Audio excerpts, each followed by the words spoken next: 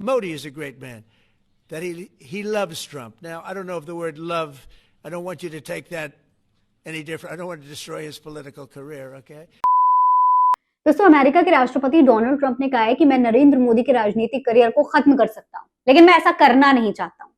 क्या ये सिर्फ एक राजनीतिक बयान है या इसके पीछे कोई बहुत बड़ा मैसेज है? सवाल ये है कि आखिर ट्रंप होते कौन है हमारे प्रधानमंत्री को धमकी देने वाले? सलाम नमस्ते, मेरा नाम फरीन अंसारी और ये खबर आप मेरे official channel Farheen Ansari official पर देख रहे हैं। दोस्तों, भारत और अमेरिका के बीच ट्रेड डील का फ्रेमवर्क जारी हो चुका है।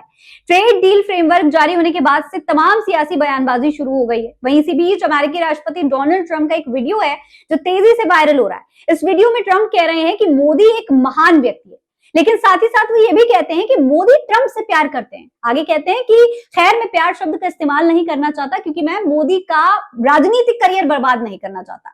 दोस्तों, इंटरनेशनल राजनीति में शब्दों का बहुत वजन होता है और उसका असर काफी दूर तक दिखाई भी देता है। जैसे इस समय डोनाल्ड ट्रंप के इन तमाम बयानों का जो है वजन दिखाई दे रहा है, साथ ही साथ सवाल भी खड़े हो रहे हैं। दोस्तों, कई लोग ट्रंप के इस बयान को डिकोड करने की कोशिश कर रहे हैं। कुछ लोग पूछ रहे हैं कि क्या ट्रंप ये कहना चाहते हैं कि ट्रेड डील के बदले नरेंद्र मोदी ने अपना राजनीतिक करियर चौपट होने से बचा लिया है?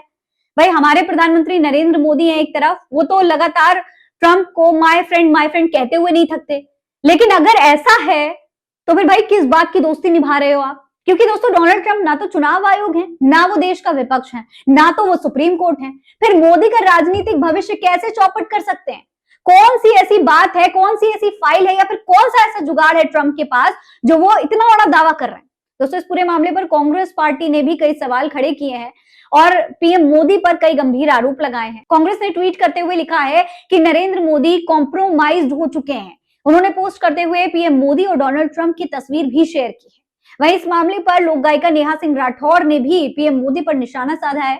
उन्होंने वायरल वीडियो को शेयर करते हुए लिखा है कि क्या डोनाल्ड ट्रंप मोदी को ब्लैकमेल कर रहा है? मोदी जी, इस आदमी को डांट दीजिए, इसे बताइए कि आप फकीर हैं, आपका राजनीतिक करियर खराब करना इसके बस की बात नहीं है। वहीं इस मामले पर सपा प्रमुख अखिलेश यादव ने लिखा है कि डोनाल्ड ट्रंप का बड़ा दावा, मैं चाहूं तो नरेंद्र मोदी का राजनीतिक करियर खत्म कर सकता हूं, लेकिन मैं ऐसा करना नहीं चाहता।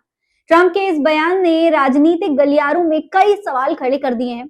सबसे बड़ा सवाल, आखिर ट्रंप के पास मोदी की ऐसी कौन सी फाइल है, ऐसा कौन सा राज है जिसे लेकर अमेरिका के राष्ट्रपति इतना बड़ा दावा कर रहे हैं? ये बयान सिर्फ कूटनीति नहीं बल्कि रहस्य और सियासी दबाव दोनों की तरफ इशारा कर रहा है। अब निगाहें इस पर हैं कि क्या सच में कोई फाइल है।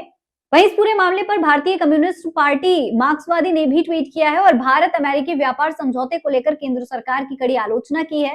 सीपीएम ने लिखा है कि भारत के नेतृत्व वाली सरकार ने तथाकथित अंतरिम व्यापार समझौते में संयुक्त राज्य अमेरिका को व्यापक रियायतें दी हैं, जिसमें फल, कपास, मेवे, सोयाबीन तेल और अन्य खाद्य उत्पादों जैसे कई अमेरिकी कृषि निर्यातों के लिए शून्य टैरिफ पहुंचना शामिल है।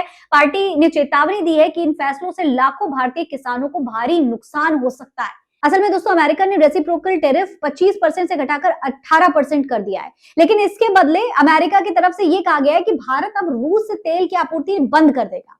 इसीलिए 25% जो टैरिफ फाइन के तौर पर लगाया गया था उसे हटाया जा रहा है। हालांकि इसका बड़ा फायदा अमेरिका के किसानों को ही होने वाला है। अमेरिका ने कहा था कि अमेरिकी कृषि उत्पादों के लिए 140 करोड़ की आबादी वाला बड़ा बाजार खुल गया है और ये अमेरिका फर्स्ट के तहत हुआ है।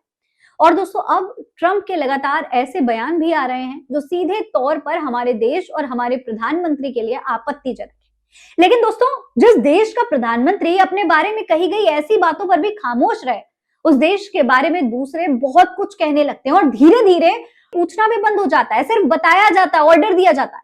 वैसे दोस्तों, मैं देश नहीं झुकने दूंगा, ये वाक्य चुनावी मंचों से खूब गूंजता था, खूब सुनाई देता था, लेकिन आज कोई सिर उठाकर सीना तान कर जवाब देने वाला नजर नहीं आ रहा। इस पूरे मामले पर आप क्या कहेंगे? कमेंट बॉक्स में लिखकर हमें जरूर बताइएगा। फिलहाल इस खबर में इतना ही। जय हिंद, जय भारत।